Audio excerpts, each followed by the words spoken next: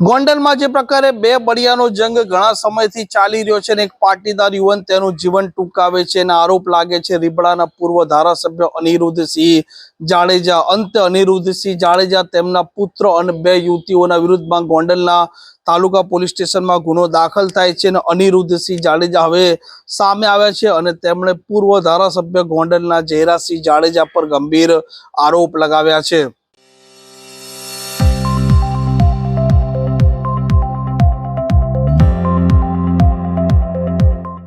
નમસ્કાર, આપ જોઈ રહ્યા છો હોટલાઇન ન્યૂઝ. જે પ્રકારે ગોંડલ છે તે અત્યારે ખૂબ ચર્ચામાં છે અને ગોંડલ બે બળિયાના જંગમાં સતત ચર્ચામાં રહ્યું છે, કેમ કે ગોંડલ પર હર હંમેશ પૂર્વ ધારાસભ્ય જયરાજસિંહ જાડેજા છે તેમના જૂથનો દબદબો રહે છે, જ્યારે રીબડામાં આ પૂર્વ ધારાસભ્ય અનિરુદ્ધસિંહ જાડેજા અને તેમના પિતા મહિપતસિંહ જાડેજા જે પોતે પણ ધારાસભ્ય રહ્યા છે તેમનો પણ એક દબદબો રહ્યો છે.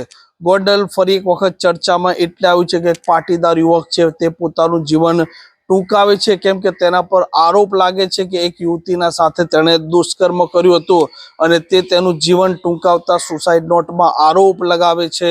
પૂર્વ ધારાસભ્ય અનિરુદ્ધસિંહ જાડેજા તેમના પુત્ર રાજદીપસિંહ જાડેજા અને તે કહે છે કે આ યુવતી છે તેમણે તેમને હની ટ્રેપમાં ફસાવ્યો છે અને તે કારણસર તે આ માનસિક ત્રાસમાં, ખાસ કરીને અનિરુદ્ધસિંહ જાડેજાના માનસિક ત્રાસમાં તેનો જીવનનો છે તે અંત આણે છે. આ મામલે ગોંડલના તાલુકા પોલીસ સ્ટેશનમાં ગુનો પણ દાખલ થાય છે અને પોલીસ તપાસનો ધમધમાટ પણ ચાલુ કરે છે અને અનિરુદ્ધસિંહ જે રીબડા હવે સામે આવે છે અને તેમણે આ ઘટનાને લઈને પ્રતિક્રિયા આપી છે. રીબડા ગામ મુકામે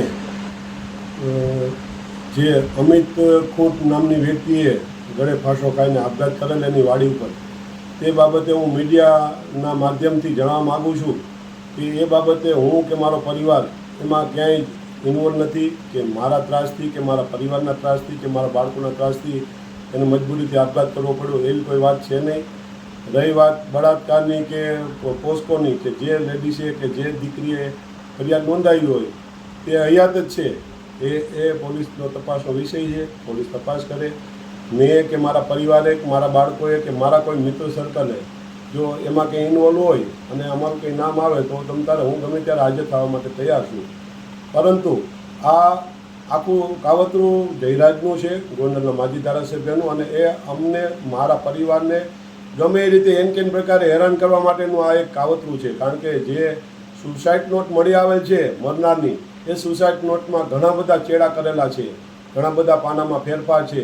પહેલાં સવારે વર્કશોપના માધ્યમથી જાણવા મળ્યું કે ભાઈ એક એને લખેલું હતું કે ભાઈ મારા પરિવારનું, મારી પત્નીનું ધ્યાન રાખજો, અને મારે એના મોબાઈલ નંબર લખેલા હતા.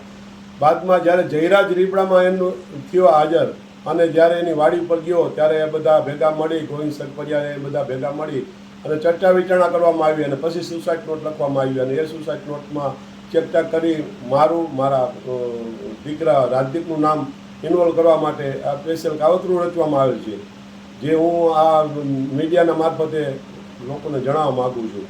અને પોલીસનો ખરેખર એમાં તપાસ કરીને ઊંડી ઉતરે તો સત્ય હશે એ બહાર આવી જશે. જો મેં કે મારા પરિવારે ખરેખર આ દીકરીનો કોન્ટેક્ટ કરેલો હશે કે એના મોબાઈલમાં અમારો નંબર નીકળે અથવા એનો અમારા મોબાઈલમાં નંબર નીકળે તો પણ એ પણ પોલીસ તપાસ કરી શકે.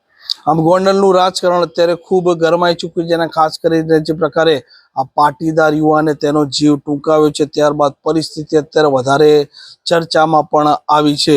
આ પ્રકારના સમાચાર અહેવાલ માટે હોટલાઇન ન્યૂઝ ચેનલ જોવાનું અને સબસ્ક્રાઇબ કરવાનું ભૂલતા નહીં. નમસ્કાર.